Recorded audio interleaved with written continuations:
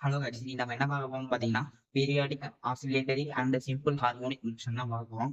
First நம்ம periodic motion என்னன்னு பார்த்தோம்னா periodic மோஷன்னா a motion in which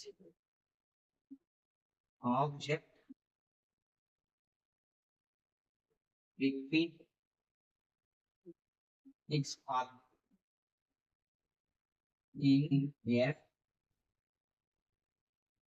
in a equal interval of time.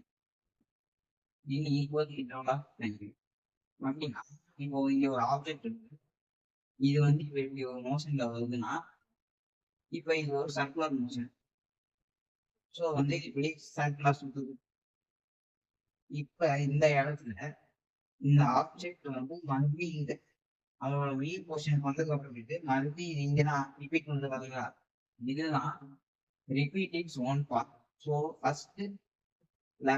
First முடிச்சோடனே மறுபடியும் வந்து அதே பார்ட்லயே தான் சுத்திட்டு இருக்கு. இது இதுதான் வந்து ரிப்பீட் இட்ஸ் பார்ட். அடுத்தது இது ஈக்குவல் இன்டர்வல் ஆஃப் டைம்.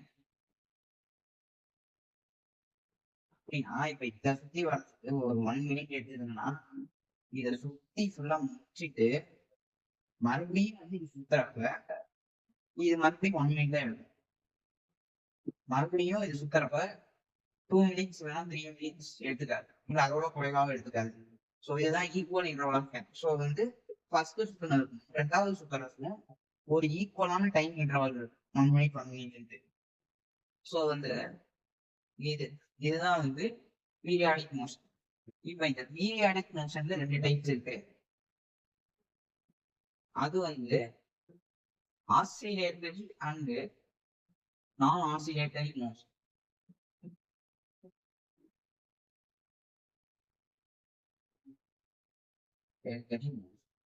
எப்படின்னா a motion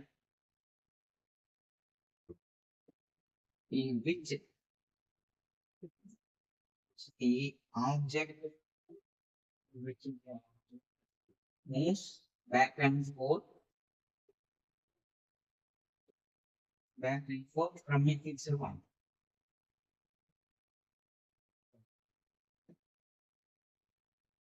ஓகே, இப்ப இது என்ன சொல்ல வராங்கன்னா, இப்ப இங்க ஒரு ஆப்ஜெக்ட் இருக்கு.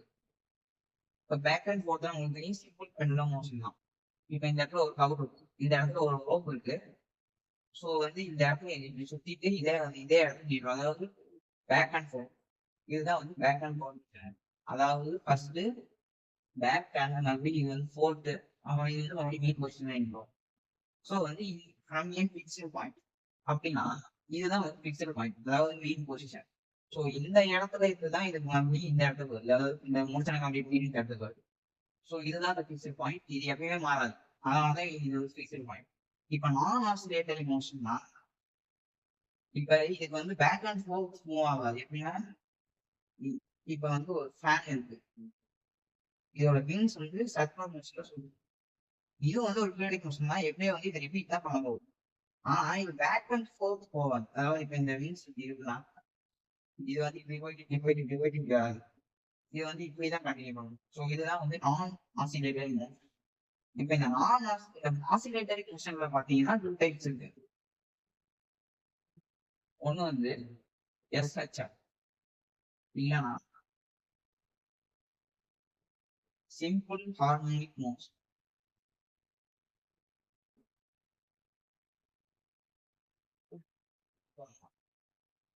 நான் எஸ்ஹெச்ஆர், நான் சிம்பிள் ஹார்மோனிக் மோஷன். இப்ப இந்த சிம்பிள் ஹார்மோனிக் மோஷன்னா இப்போ ஒரு பெண்டுலம் எடுக்கலாம். இப்ப இந்த பெண்டுலம் வந்து இப்படி வந்து நம்ம இப்படி தள்ளி விட்டோம்னா இப்படி பேக் அண்ட் ஃபோர்த் போயிட்டு இந்த இடத்துல வந்துருக்கு. ஸோ இப்போ நம்ம டிஸ்பிளேஸ்லாம் இருக்கணும். இப்போ நான் 1 மீட்டர் டிஸ்பிளேஸ் பண்ணி வச்சேன்னா அதே 1 மீட்டர் வந்து தான் இந்த சைடு வந்துட்டு மறுபடியும் மெயின் பொசிஷன் போகும். ஸோ இதை நம்ம எப்படி எழுதணும்னா a motion in which a motion in which the force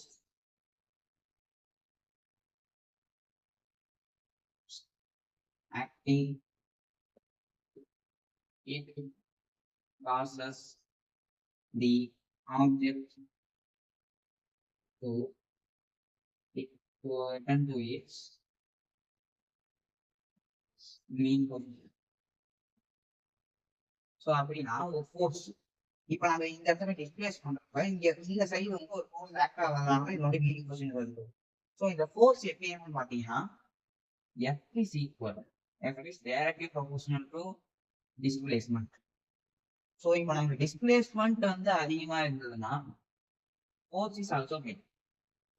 இப்போ டிஸ்பிளேஸ்மெண்ட் நம்ம கம்மியா இருந்ததுன்னா force is also head. So வந்து இந்த ஃபோர்ஸ் வந்து ஆக்டிங் ஆகும் மைனஸ் டிஸ்பிளேஸ்மெண்ட். அதாவது டிஸ்பிளேஸ்மெண்ட்டோட ஆப்போசிட் டைரக்ஷன்ல தான் இந்த ஃபோர்ஸ் ஆக்ட் ஆகும். ஏன்னா நம்ம டிஸ்பிளேஸ்மெண்ட் இப்போ ரைட் சைடு கொண்டு வரலாம், இந்த ஃபோர்ஸ் வந்து லெஃப்ட் சைடு ஆக்ட் ஆகும். ஸோ மைனஸ் ஃபோர்ஸ், இது பிளஸ் டைரக்ஷன், இது மைனஸ் டைரக்ஷன். ஸோ இப்போ நான் இந்த சைடு நோக்கினா இந்த சைடு தான் நோக்கி இருக்கும். ஸோ இது வந்து இதோட ஆப்போசிட் டைரக்ஷன். ஸோ அதுதான் ஆப்போசிட் டு த டிஸ்பிளேஸ்மெண்ட். அடுத்ததா ஒரு பாயிண்ட் ஞாபகம் வச்சுக்கணும். தி force is direct, the displacement is directly proportional to the acceleration. அப்படின்னா இப்போ force is equal to MA. இந்த இடத்துல ஆக்ஸலரேஷன் ஆகுது. அப்போ ஃபோர்ஸ் வந்து ஆக்ட் ஆகப்ப இந்த இடத்துல இந்த ஆப்ஜெக்ட் வந்து ஆக்ஸலரேட் ஆகும். ஸோ நான் டிஸ்பிளேஸ்மெண்ட் எவ்வளோ பண்றேன், இந்த சைடு ஆக்ஸலரேஷன் அதிகமாகும். So displacement is directly proportional to acceleration in opposite direction.